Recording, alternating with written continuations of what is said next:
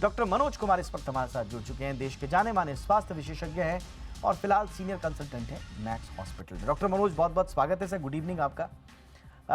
जैसे मैं opening remark में भी कह रहा था और जब हमें खबर लिख रहे थे तो हमें भी लग रहा था कि हर जगह तो जर्म्स हैं, हर जगह तो इतनी बैक्टीरियाज हैं, ऐसा लग रहा है कि हम कहीं से बच नहीं पाएंगे। क्या वाकई में सर इतना ज़्यादा खतरनाक होते हैं हमारी पानी की बोतल के बैक्टीरियाज, हमारे माउस के ऊपर, फ़ोन के ऊपर? क्या कहेंगे सर?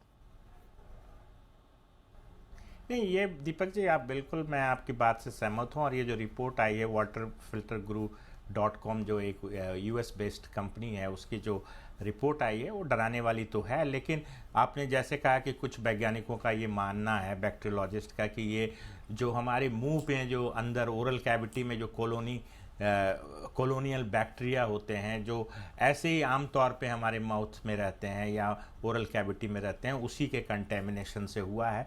देखिए, कितना ये क्लिनिकली सिग्निफिकेंट है कहना अभी थोड़ा मुश्किल है, बट जो उन्होंने कॉलोनी फार्मिंग यूनिट, जो CFU के डिस्क्रिप्शन से उन्होंने जिस तरीके से बताया कि 40,000 गुना ज़्यादा है टॉयलेट सीट से, और इवन किचन सिंक से भी ज़्यादा है। और आपने कही कि जो हम लोग पेट्स के लिए जो बॉल्स यूज़ करते हैं उससे 14 टाइम्स ज़्यादा है।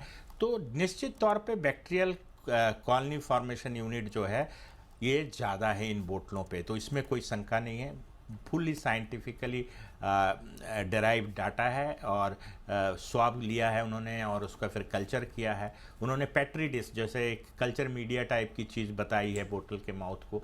और आपने कहा कि 4 तरह की बोतलों में सबसे अच्छी थी जो स्क्वीज बोतल थी। बट निश्चित तौर पे मुझे लगता है कि अब पर्सनल हाइजीन पे ध्यान रखने की ज़रूरत है। देखिए, एनवायरनमेंट के ख्याल से रीयूजेबल बोतल्स बड़ी अच्छी बात है कि हर बार आप प्लास्टिक नहीं फेंकते हैं या आप कचरा नहीं बनाते हैं। लेकिन इसके साथ साथ आपको ये ध्यान रखना है कि ये बोतल जो है, उन्होंने सजेस्ट भी किया है कि एवरीडे हॉट सॉप वाटर से इसको धोना चाहिए और कम से कम हफ्ता में एक बार इसको सैनिटाइज करना चाहिए। तो मुझे लगता है कि थोड़ी सावधानी बरतने की ज़रूरत है। ये रिपोर्ट समझिए एक आई ओपनिंग टाइप की चीज़ है कि हम लोग को पता नहीं चलता है कि इतना ज़्यादा कंसंट्रेशन में, इतनी ज़्यादा मात्रा में बैक्टीरिया हमारे इन सब चीज़ों पे रहते हैं। बट उनमें कुछ लोगों का ये कहना है कि ये किसी बीमारी का कारण बनेंगे, ये कोई ज़रूरी नहीं है। क्योंकि कभी उन्होंने मैं पढ़ रहा था, उसमें एक रिएक्शन उन्होंने एक बैक्टीरियोलॉजिस्ट ने दिया कि पानी की बोतल से पी के किसी को बहुत गंभीर रूप से बीमार होते हुए नहीं देखा। इसी तरीके से टैप वाटर के नलके के मुंह पे भी हो सकता है कि इतनी बैक्टीरिया होती हो, कोलीफॉर्म बैक्टीरिया, खास करके जो कोलाई बैक्टीरिया होती है, ग्राम नेगेटिव बैसिलस, उसमें डायरिया, डिसेंट्री या तमाम पेट से जुड़ी जो बीमारियां हैं उसकी होने की संभावना रहती है। तो मुझे लगता है कि इस रिपोर्ट से एक चीज़ तो क्लियर है कि बैक्टीरिया का जो घनत्व है या उसकी जो मात्रा है वो बहुत ज़्यादा है, और ये कितना क्लिनिकली कॉरिलेट करेगी किसी तरह के बीमारी को प्रोड्यूस करने के लिए, मुझे लगता है कि उसके लिए थोड़ा वेट करना चाहिए। दीपक जी, अच्छा सर, एक बड़ा यक्ष प्रश्न है सफाई को लेकर। कई बार ये कहा जाता है और ये अक्सर बच्चों को इससे जोड़ा जाता है। कई बार ये कहते हैं कि आप बहुत ज़्यादा बच्चों को एकदम फिल्टर्ड पानी दे रहे हैं, मिनरल वाटर दे रहे हैं, उनका एक्सपोजर नहीं है मिट्टी में, थोड़े बहुत जर्म्स पे उनका एक्सपोजर नहीं है, तो वो बड़े वनरेबल हो जाते हैं, उनकी इम्यूनिटी कॉम्प्रोमाइज़ हो जाती है। वहीं जो सुनने में आता है, वहीं जो ग्रामीण पृष्ठभूमि के बच्चे होते हैं, मिट्टी में खेलते हैं, इधर उधर जर्म्स के साथ रहते हैं, बैक्टीरियाज के साथ रहते हैं, तो कहा जाता है, ऐसा तर्क दिया जाता है कि उनकी इम्यूनिटी ज़्यादा स्ट्रांग हो जाती है क्योंकि वो उस हिसाब से उनका बॉडी अभ्यस्त हो जाती है। तो इस हिसाब से तो हमारी पानी के बॉटल पे थोड़े बहुत जर्म्स होने, ठीक, इस सिद्धांत के हिसाब से तो सफाई का सिद्धांत है क्या सर? नहीं, देखिए दीपक जी, अगर आप तमाम पैथोजेन से थोड़े डोज के साथ, मतलब थोड़ी थोड़ी मात्रा में आप अगर प्रभावित होते रहते हैं तो डेफिनेट तौर पे बॉडी उसके लिए इम्यून हो जाती है।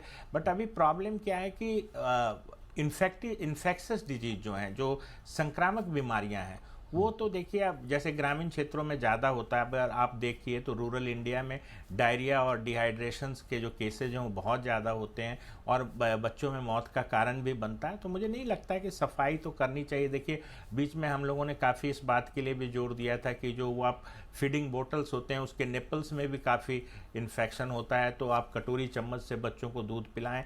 तमाम चीज़ें हैं, बट मुझे लगता है सावधानी बरतने में कोई बुराई नहीं है। और इसलिए कि हमें इम्यून बनाना है तो पैथोजन से संपर्क होना या पैथोजन का एक्सपोज्ड होना, ये मुझे नहीं लगता है कि कोई बहुत तार्किक बात है। बट निश्चित तौर पे आप देखिए, ऐसे भी अगर आप कहीं बाहर निकलते हैं तो तमाम वायरल बैक्टीरिया से आपको एक्सपोज्ड होते हैं और इम्यूनिटी बनती है। बट खास करके जो वाटर बॉर्न डिजीज है या फूड बॉर्न डिजीज है, वाटर बॉर्न डिजीज जो है उसकी जो है हमारे यहाँ ग्रामीण क्षेत्रों में बहुत ज़्यादा है। आप रूरल इंडिया में देखिएगा, कई बच्चे डिहाइड्रेशन की वजह से, एक्यूट डायरिया की वजह से उनकी मौत हो जाती है। और ये जो मुझे लगता है कि एक चाइल्ड मोर्टेलिटी की बहुत इंपॉर्टेंट रीज़न है। तो पानी की सफाई की बात रहनी चाहिए।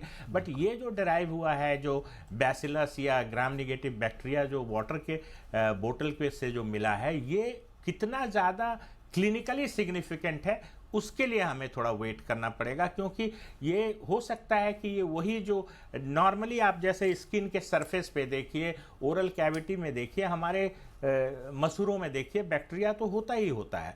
अब वो क्या है कि वो कोई पैथोजेनिक नहीं होता, वो कोई बीमारी प्रोड्यूस नहीं करता है, वो समझिए कि कॉलोनाइज होके वहाँ पे रहता है। तो उस तरह की बैक्टीरिया अगर ट्रांसफ़र हो जाती है वाटर बोतल के मुंह पे, तो शायद वो बहुत ज़्यादा नुकसान देने वाला या बीमारी प्रोड्यूस करने वाला नहीं होगा। लेकिन निश्चित तौर पे इतनी मात्रा में अगर कॉलीफॉर्म बैक्टीरिया है तो चांसेज है कि गैस्ट्रोइंटेस्टिनल डिजीज़ जो है, डायरिया, डिसेंट्री, ये हो सकता है। तो सफाई बरतने में दो चीज़ें जो उन्होंने सजेस्ट की है कि आप वाटर बोतल को रोज़ साबुन और गर्म पानी के साथ धोएं और हफ्ते में एक बार उसको डिसइंफेक्ट कर लें या सैनिटाइज कर लें, तो मुझे लगता है कि वो ज़रूरी है। और नेचुरल इम्यूनिटी डेवलप करने के लिए जानबूझ के मुझे लगता है एक्सपोज होना बैक्टीरिया के लिए ये कोई बहुत ये आपने सही कहा कि सही बात है। ये आपने सही कहा, यानी कि सिर्फ इस सिद्धांत पे कि मिट्टी में लौटने वाले बच्चों की इम्यूनिटी ज़्यादा स्ट्रांग होती है, आप भी मिट्टी में लौट जाएं, अपने बच्चे को एक्सपोज कर दें मिट्टी और गंदगी में, ये कोई समझदारी नहीं है। और आपने बिल्कुल सही कहा, जो हम ग्रामीण पृष्ठभूमि से आए हुए बच्चों की जब हम थोड़ा सा मेडिकल हिस्ट्री देखते हैं तो बहुत सारी बीमारियों के लिए वो संवेदनशील रहते हैं, उनसे उनकी लाइफ क्वालिटी पर भी असर पड़ता है। मोटा मोटा आपको दिखेगा कि बच्चा स्वस्थ है, मिट्टी में लौट रहा है, लेकिन उसके अंदर का जो संरचना है उसमें थोड़ी बहुत उसमें विपरीत असर पड़ता है और लाइफ की क्वालिटी पर असर पड़ता है। और कई बार हमने ये देखा है कि एवरेज लाइफ भी प्रभावित होती है ऐसे बच्चों की। तो इसलिए साफ सफाई जितनी हो सके, जितना हाइजीन आप मेंटेन कर सके, उतना ज़्यादा अच्छा है। हाँ, हर बात के लिए पैनिक होने की आवश्यकता भी नहीं है। एक आखिरी सवाल मेरा इस स्टोरी से रिलेटेड रहेगा सर, आपको भी हमने और चीज़ों पे भी विश्लेषण लेना है आपका। ये हमारे हाथ में मोबाइल फ़ोन रहता है और इसको लेकर सबकी चिंता होती है कि ये जहाँ जहाँ इंसान जाता है वहाँ वहाँ उसके साथ ट्रैवल कर रहा है। और हमने देखा है कि कई लोग तो इसको कई मर्तबा एक अजीब सी हैबिट आ गई है कि सोते हुए भी इसको लेना है, साथ में ऑफिस जा रहे हैं तो वहाँ लेना है, ट्रेन में, रेस्टोरेंट में, और यहाँ तक कि टॉयलेट्स में भी लोग लेकर जाते हैं। तो ये जहाँ वहाँ जा रहा है जहाँ जहाँ हम सब एक्सपोज हो रहे हैं। ऐसे में इस पर जो आने वाले जो जर्म्स हैं, जो बैक्टीरियाज हैं, उनका कितना खतरा है सर? और इसे तो सैनिटाइज भी नहीं, इसे तो साबुन के पानी से धुल भी नहीं सकते, प्रॉब्लम ये है। जी, अभी दीपक जी, अभी बहुत सारे ऐसे अल्ट्रावायलेट बॉक्सेज आए हैं जिसमें आप ये सब की रिंग्स और मोबाइल फ़ोन्स वगैरह को स्टरलाइज कर सकते हैं, और कोविड के टाइम में काफ़ी पॉपुलर भी हुआ था। लेकिन ये जनरली हम लोग ध्यान नहीं देते। देखिए, कोशिश तो ये करना चाहिए, खास करके जब आप मोबाइल पे कवर वगैरह चढ़ा लेते हैं तो उसमें और ज़्यादा इन्फेक्शन होने का डर रहता है, क्योंकि वो जो भी आता है, जो भी चीज़ें कॉन्टेमिनेशन होती है उसमें रहती ही रहती है, और आप इसकी सफाई नहीं कर सकते हैं, पानी से या ब्रश से सफाई नहीं कर सकते हैं। तो इसके इस्तेमाल के समय थोड़ा ज़रूर ध्यान रखना चाहिए, क्योंकि आपके मुंह और कान के बहुत बिल्कुल नज़दीक होता है। खास करके इससे फोमाइट बॉर्न इन्फेक्शन होने के बहुत डर रहते हैं। तो जहाँ तक हो, मोबाइल को कोशिश ये करना चाहिए कि आप स्पीकर मोड पे सुनें या फिर आप कोई हैंड्स फ्री लगाएं, तो ज़्यादा बेहतर रहेगा कि आपका एक्सपोजर कम होगा। और थोड़ी सावधानी बरतनी चाहिए, आप कहीं साफ़ सुथरे जगह पे मोबाइल को रखें। टॉयलेट में जो ले जाने वाली जो बहुत गंदी आदत है, मुझे लगता है उससे भी बचना चाहिए, और कोशिश ये करना चाहिए कि आप इसको कम से कम कंटेमिनेट होने दें। और अगर आपके पास फैसिलिटीज़ है तो वो अल्ट्रावायलेट बॉक्स से इसको स्टरलाइज कर सकते हैं। इससे जर्म मर जाता है और ये स्टरलाइज हो जाता है। Absolutely sir. और ये इसलिए भी ज़रूरी है, आपको मोबाइल हाइजीन, देखिए मोबाइल हाइजीन दो तरह की हैं। एक तो आपको फिजिकली जो हाइजीन मेंटेन करनी है, और दूसरी आपकी मेंटल हेल्थ के लिए भी बहुत इंपॉर्टेंट है। तो इसकी इतनी लत ना लगा लें, इतनी आदत ना डाल लें कि ये आपकी जो शारीरिक जो दिक्कतें हैं उनके साथ साथ आपकी मानसिक दिक्कतों का ये कारण बन जाए।